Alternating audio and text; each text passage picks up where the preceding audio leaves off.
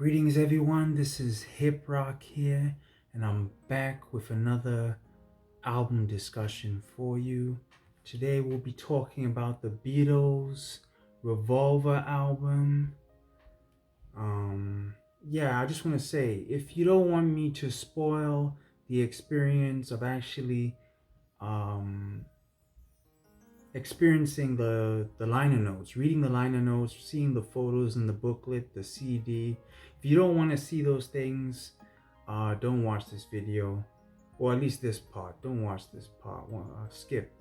You can skip or don't watch the video. Do what you want. But this is I'm just gonna show the booklet, the CD, the photos inside, and then we're gonna get into my discussion here, the album discussion. Okay, so this is the album cover. It's kind of trippy. It opens up like this.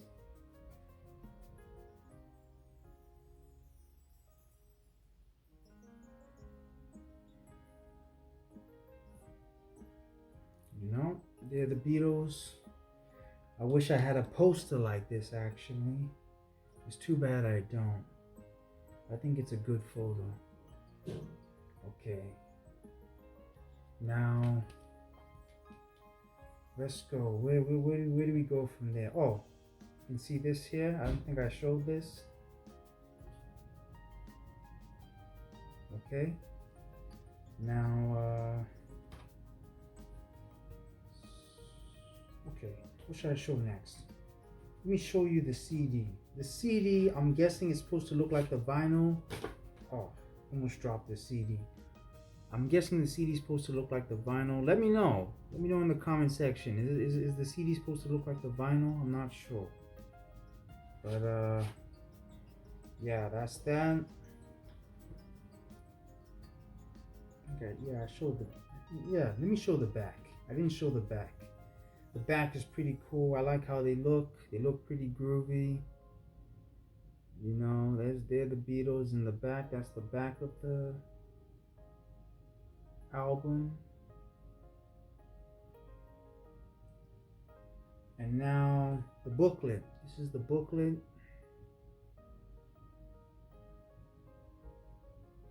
That's the front cover.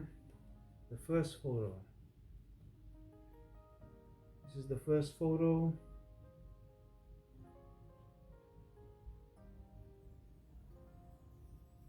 Okay. Then you have the track list.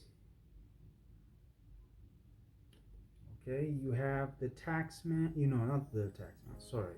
You have Taxman, Eleanor Rigby, I'm Only Sleeping, Love You Too, Here, There, and Everywhere, Yellow Submarine, She Said, Good Day Sunshine, and Your Bird Can Sing, For No One, Dr. Robert, I Want to Tell You, Got to Get You Into My Life, Tomorrow Never Knows. That's the last track.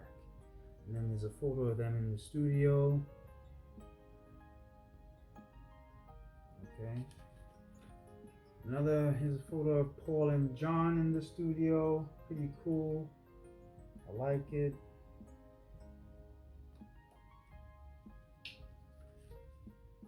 Some writing, and then you have George Harrison.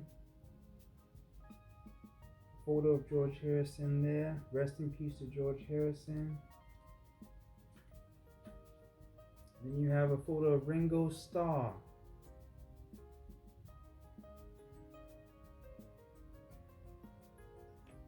In the studio, there's some writing. Another photo of the Beatles together, all together now. All together now. All together now. All together now. All together now. Okay, some writing. And another photo of the Beatles performing.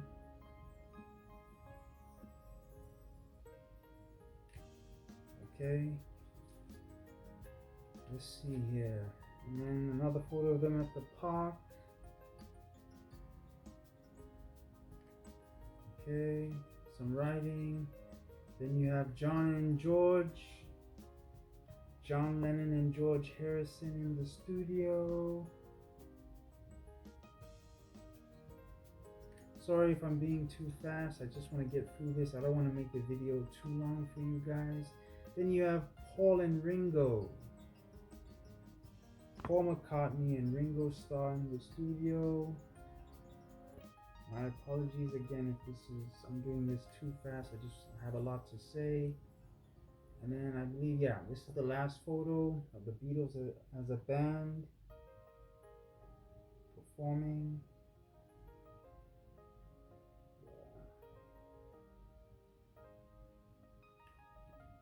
And that's it. That's it for the booklet. And then there's the back of the booklet. I think this one's pretty cool.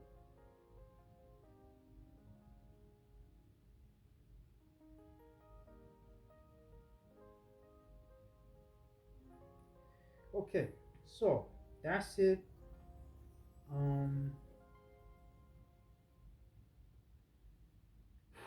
Okay, so that's it. So there you have it. So that's the CD, the booklet, and whatnot. So let's get into what I have to say for today. Alright, so first of all, Revolver. This album is the album that made me a fan of the Beatles. I knew the Beatles for their pop rock songs, but I'm more interested in their experimental songs. So let's dive into this album. My favorite tracks from this album are Taxman, Eleanor Rigby, I'm Only Sleeping, She Said, and Tomorrow Never Knows. Now let's get into some background information on this album. Some background information on the tracks, just to give you some facts about, some facts and some information, some stories behind the songs. So Taxman was written by George Harrison, and it's also sung by him as well. And it's actually a protest song against high tax rates that were being paid by the Beatles and the Who, as well as the Rolling Stones and other top earners. It was the first topical Beatles song, and the music was inspired by the theme song of popular 1960s TV series Batman. Next track, let's get into the next track, Eleanor Rigby, which is also one of my favorites. Paul McCartney wrote most of this song. He got the name Eleanor from the actress Eleanor Braun, who appeared in the 1965 Beatles film Help. The name Rigby came to him when he was in Bristol, England, and spotted a store with that name in it. He liked the name Eleanor Rigby because it sounded natural and matched the rhythm he wrote. Okay? The song tells the story of two lonely people. We meet Eleanor Rigby, who is seen cleaning up rice after a wedding. In the second verse, we are introduced to Father Mackenzie, whose sermons no one will hear. This could indicate that nobody is coming to his church.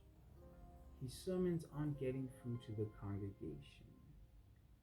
In the third verse, Eleanor dies in the church and Father Mackenzie buries her. I didn't say this though. Let me say this. I'm reading off the screen. Don't mind me. If you're wondering why I'm looking in this direction, I'm reading off the screen. So don't mind me. Okay. Now, I hope I know where I am right now. Let's continue. Okay. Next track, I'm Only Sleeping. Another favorite. I don't need to explain this one. It's pretty self-explanatory. John liked his sleep. Don't we all? You know? It's a good song. I used to like listening to this in the mornings. I had tough mornings. I'll play this song. I'll sing along with John. And it would make my mornings even better. Okay, so where was I now? Yeah, so the next track, Love You Too.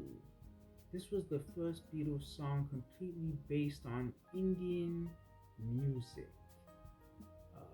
I believe this one, yes, is written by George Harrison because he was into that. I enjoy Indian classical music, and I know it's good for anxiety. So if you have anxiety, you might want to listen to Indian classical music. It will help you. It might sound a bit different. I don't know. I don't know what it just has an effect on the mind. I don't know what it is. You have to listen to it to know. I don't know if I'd call it relaxing, but it helps the anxiety. That's all I know. Okay, try it. Okay, you won't regret. Okay, next track, Here, There, and Everywhere. This song was inspired by the Beach Boys song God Only Knows. Paul McCartney has stated that it's just the introduction that was influenced. The Beatles never performed this song live. Paul didn't perform it until his 1991 acoustic appearance on MTV's Unplugged. He later played it on his 2002 Back in the US tour, where he added an accordion to the arrangement. Let's see, where am I? According to Paul, John only praised his songwriting once. Speaking in 2018 as part of a 60 Minutes profile interview for CBS, Paul disclosed it was Here, There, and Everywhere that prompted the rare John compliment. Next track, Yellow Submarine. Paul wrote the majority of this song.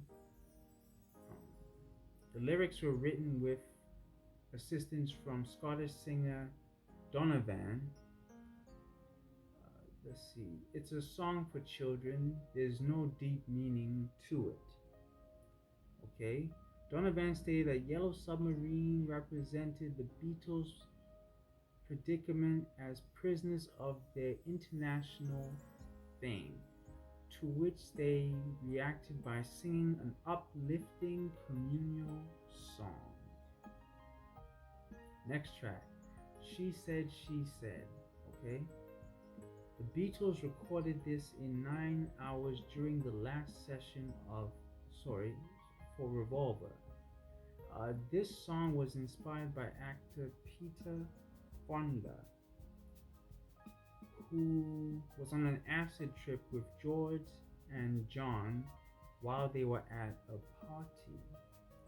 Peter Fonda kept saying, "I know what it's like to be dead," which ended up being a key line in the lyrics.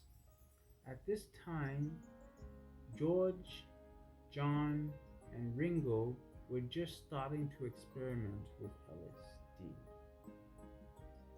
Fonda shot himself in the stomach when he was 10 years old and nearly died. Fonda kept coming over and whispering, "I know what it's like to be dead, man." He said this to John. John was creeped out and annoyed by this, but it stuck with him and it inspired the song. John originally wrote the song as He Said, He Said because the line came from Peter Fonda. This was the first time LSD influenced a song, a Beatles song, that is. They could be wildly creative on acid, but it caused a rift in the band as McCartney initially abstained. Okay?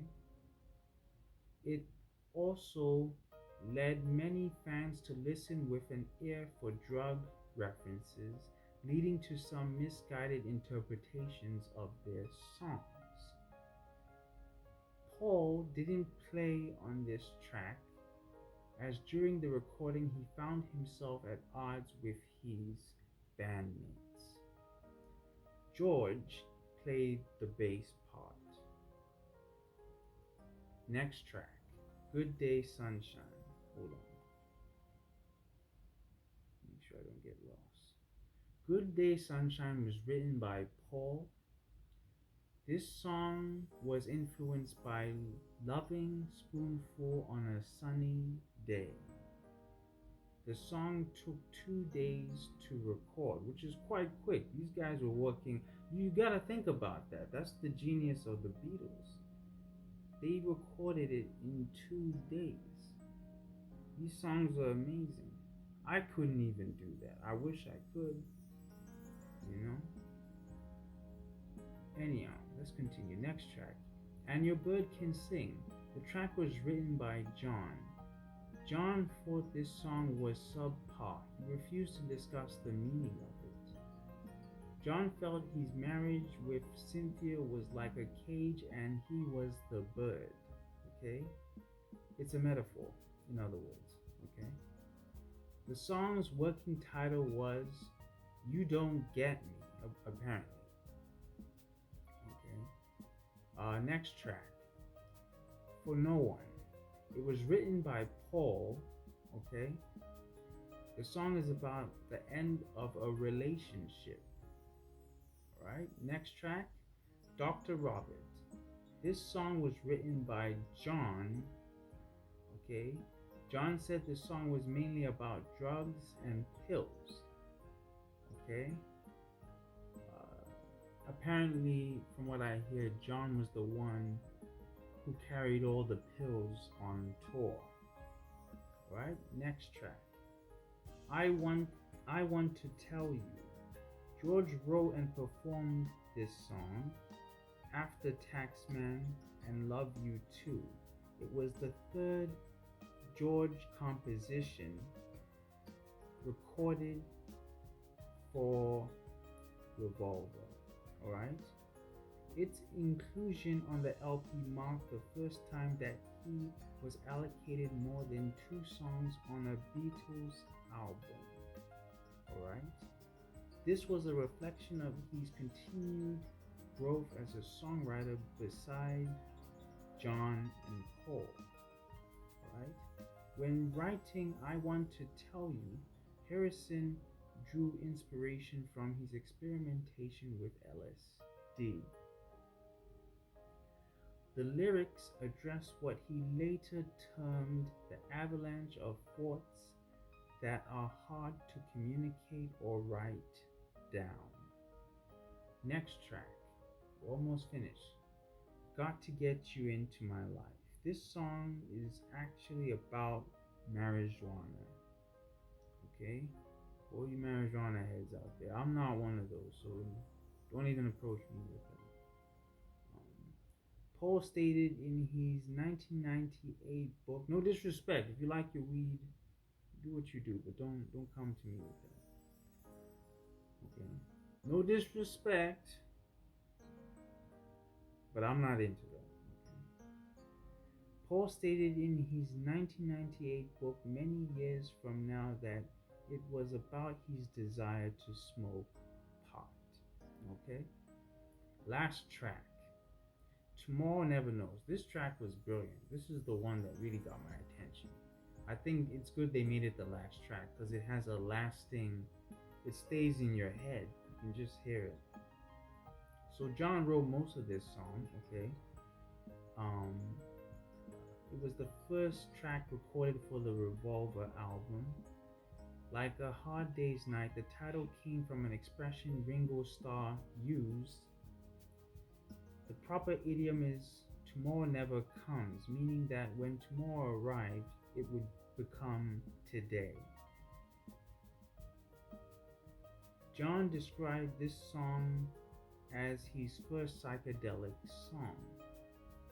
The song was inspired by a book titled The Psychedelic Experience, a manual based on the Tibetan Book of the Dead. This book was a reinterpretation of the Tibetan Book of the Dead. John read the book while under the influence of LSD, okay, and recorded himself reading from the book. Drugs influenced the creation of this song, but the Beatles recorded it sober. I could imagine what it would have sounded like if they weren't sober when they recorded it. On release, the song was the source of confusion and ridicule by many fans and journalists. Hey, if you were around during that time when this song first came out, comment down below. I don't know how many people would actually be on YouTube from back then, now, but if you were around back then and you're on YouTube right now, let me know what was the reaction when this song came out. Tomorrow never knows. Alright, so what did I say? Confusion and ridicule by many fans and journalists. It has since received praise and an effective representation of a psychedelic experience. Yes, I would say when I think of this song, Tomorrow Never Knows, I think of tripping out, hallucinating. That's what it sounds like. It sounds like a hallucination. Even John's voice, the effect that he puts on it. So anyhow, I'm done talking. I've rambled long enough. Thank you if you've watched this whole video. Please stick around. I'm gonna put out more videos. I'll be doing more rock videos, more hip hop videos. I'll be doing all kinds of genres, not just rock and hip hop. If you're a fan of this album, let me know your favorite tracks from it. Let me know where you rank this on the Beatles, on your top Beatles albums. Um, if you own this, let me know too. If you have any interesting facts about this that I didn't mention, let me know in the comment section too. This is Hip Rock, and I'm signing out. Peace.